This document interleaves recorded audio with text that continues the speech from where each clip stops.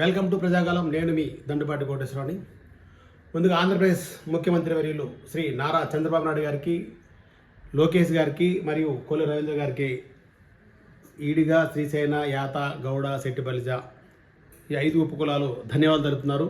ఎందుకంటే గౌడ, యాత, ఈడిగ, శ్రీశైన, శెట్టిబలిజ ఈ 5 ఉపకులాలు కలిపి ధన్యవాదాలు తెలుపుకుంటున్నారు. వాళ్ళకి ఇస్తాన 10% ఏదైతే మద్యపానం పాలసీలోన వాళ్ళకి ఇస్తున్న 10% అలాగే ఉంచి వేరే 2 కులాలకి సపరేట్గా 4% అంటే 4 షాపులు ఇవ్వడం జరిగింది జిల్లాలో, శ్రీకాకుళం జిల్లాలో. నిజంగా అందరూ వాళ్ళకి ధన్యవాదాలు తెలుపుతున్నారు, రవీంద్ర గారికి అందరికీ. ఇంకొక విషయం ఏంటంటే, ఇక్కడ ఇది శ్రీకాకుళం జిల్లా నర్సింపేట మండలంలోన ఈ moon light restaurant and bar, ఇది వైసీపీ ప్రభుత్వం ఉన్నప్పుడు అప్పుడున్న డిప్యూటీ సీఎం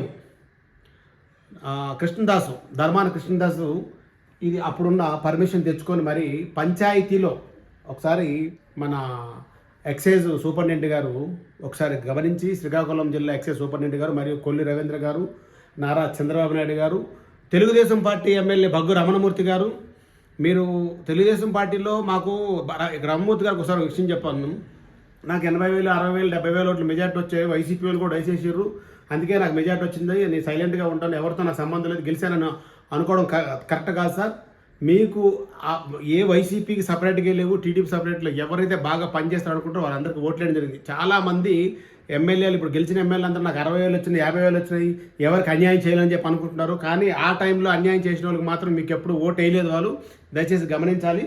అలాగే ఈ బార్ అండ్ రెస్టారెంట్ అప్పుడున్న పరిస్థితులు బట్టి కొంత డబ్బులు తీసుకొని ఇవ్వడం జరిగిందని తెలిసింది. ఇప్పుడు కూడా ఈ బార్ను ఎందుకు కంటిన్యూ చేస్తున్నారు? ఫస్ట్ ఎమ్మెల్యే గారికి అడుగుతున్నాను, బగ్గు రమణమూర్తి గారికి, ఈ బార్ను ఎందుకు మీరు తొలగించలేకపోతున్నారు? ఎందుకంటే అప్పుడున్న వాళ్ళే, వైసీపీ వాళ్ళే ఇప్పుడు కంటిన్యూ చేస్తే మరి టీడీపీ వచ్చింది దేనికి? బారు కొరక వాళ్ళకి అన్నీ ముట్ట చెప్పడానికి, అంద చెప్పడానికన్నా ఒకసారి బాగా ఆలోచించండి. అలానే చంద్రబాబు నాయుడు గారికి, లోకేష్ గారికి, కొల్లు రవీంద్ర గారికి కూడా నేను వాట్సాప్ చేయడం జరుగుతుంది, ట్వీట్ చేయడం జరుగుతుంది.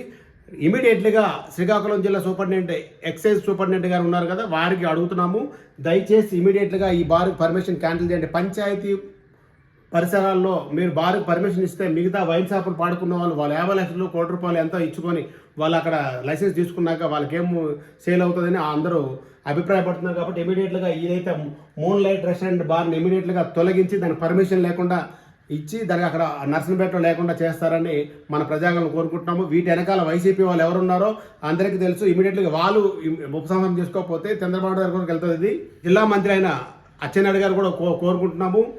ఎంత ఒకటే సామాజిక వర్గం ఏదున్నా సరే దయచేసి ఇక్కడ వైసీపీ, టీడీపీ అని మీకు ఎంత ఇబ్బంది పడ్డారో అందరికీ తెలుసు. ఆ రోజు ఎవరు మీ వెనకాల రాలేదు, ఆ రోజు కార్యకర్తలు వచ్చారు. ఈరోజు ఆ కార్యకర్తలకు అన్యాయం జరిగితే మీకు అన్యాయం జరిగినట్టు అనుకొని భావించి ఇమీడియట్గా వాటిని పర్మిషన్ క్యాన్సిల్ చేస్తారని మన ప్రజాగలు కోరుకుంటూ నేను మీ దండుపాటి కోటేశ్వరరావు. అందరికీ నమస్కారం.